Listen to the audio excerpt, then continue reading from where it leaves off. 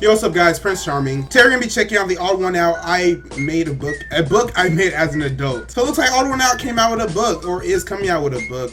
I don't know what kind of book it's gonna be. Is it gonna be a comic? Is it gonna be like actual literature? Is it gonna be some fan fiction? Is it gonna be like 50 Shades of Grey? I actually did watch 50 Shades of Grey, the movie, like the second one.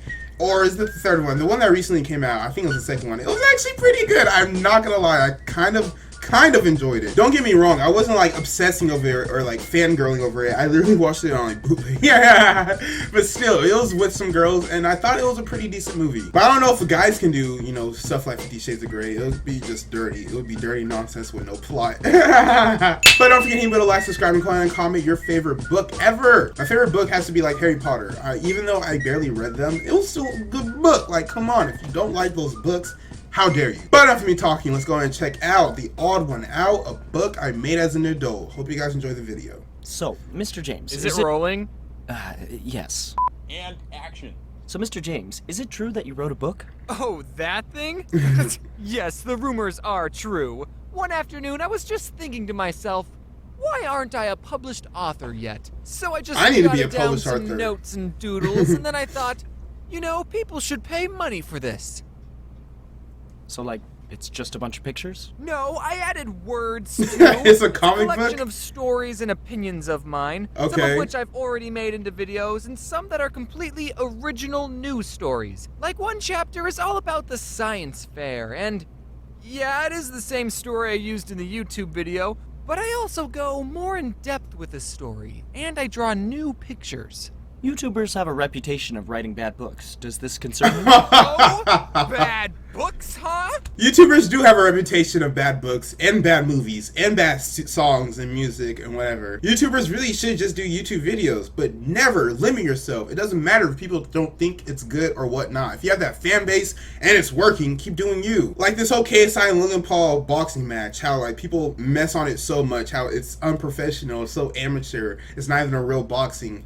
And like they're finna pull in so much numbers. So if the numbers don't lie, don't let anybody get on your head. But a book though, a book is kind of, you know, I can't even do a book. I would never, ever even try to release a book unless I actually spend so much time on it. I'll have you know that my book was the #1 best-selling book in literature, criticism, and theory. Oh, wow. Do I know what that means? Okay. No. Get your but point. Did I beat Tyrant? Shakespeare on politics? Yes. Does that mean I'm better than William Shakespeare himself? I'll let you be the judge when you pick up your copy of the book, link in the description. I'll give you a clue, the answer is yes. Are all authors as condescending as you? Do you even know what that word means? James, is there anything special that happens to people who order at VidCon? Yeah, the people who pre-order at VidCon get a signed copy.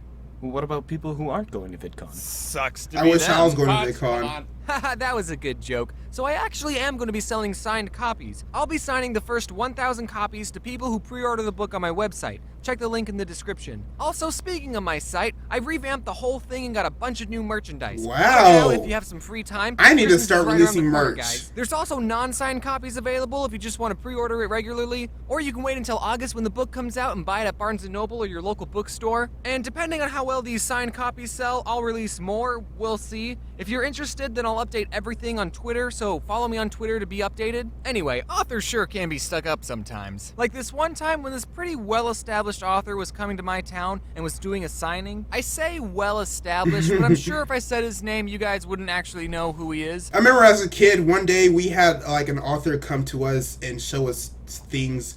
It was pretty weird. Like nobody really cared. Like nobody really knew the person, like other than the few school books they produced, but still. Anyway, at his signing, he gave an hour-long talk, and he said he wasn't going to do a Q&A segment because he said he'd been an author for so long that he felt that he already answered every question ever. Okay, Mr. Yahoo Who do you think you are? Why your questions bothered you so much? And then after you listen to him talk, you gotta go up to meet him to get a book signed. But he was the most stereotypical, I'm too good for you celebrity I've Oh, ever seen. brother. When you got to his table, he didn't say anything to you, and if you wanted a picture, he wouldn't even look up at the camera. So my I family can't has with this you, bro. picture of all of us standing and smiling next to this guy just looking down reading a book. I hate those stereotypical people who think, oh, I'm too good for you, I can't talk to you, oh, we can't be friends, I'm much more famous or prettier than you. Guys, please don't ever be like that. That's never a good look. It's just annoying. Nobody likes being around around somebody who acts like that, just be a good person. Seriously, don't use status as a reason to hang out with people, because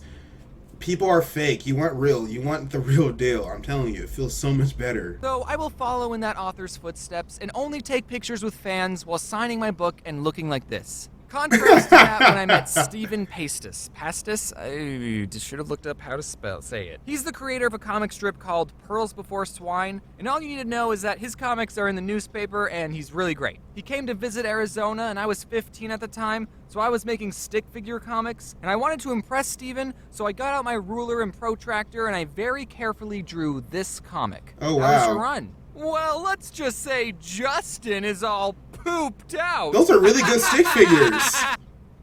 What happened? I don't want to talk about it. Get it? He pooped his pants. This isn't based off anything in real life, okay? I was 15, shut up. I went to his book signing. He was really awesome. I showed him my comic. He laughed and he told me to keep going. Aww. And now I'm a YouTuber. Good role model. I mean, it wasn't just what he said that got me into doing comics and YouTube. I wanted to do that way before I met him.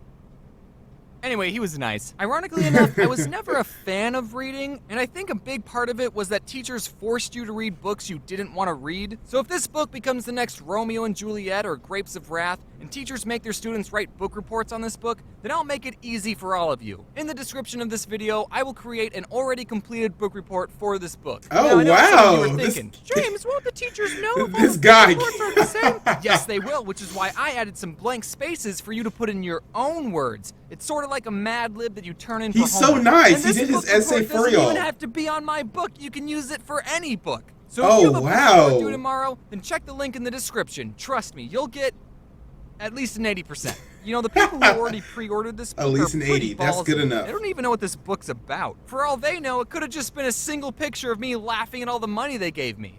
But it's not that. I promise. That's just the inside sleeve.